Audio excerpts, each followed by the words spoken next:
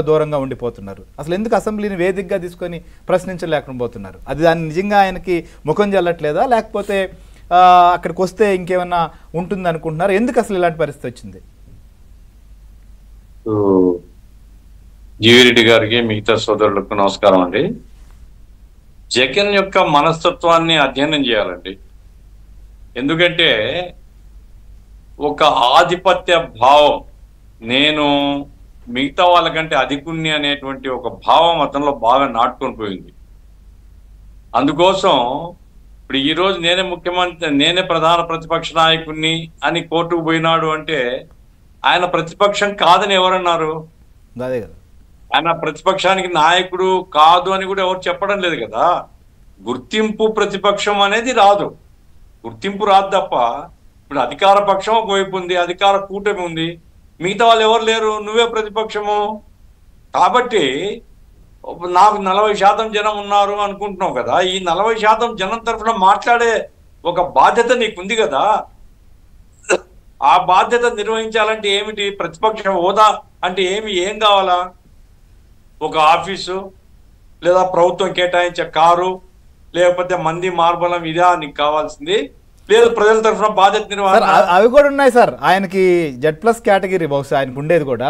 So మాజీ ముఖ్యమంత్రి హోదాలో ఆయనకి సరైనటువంటి భద్రత ఉంది.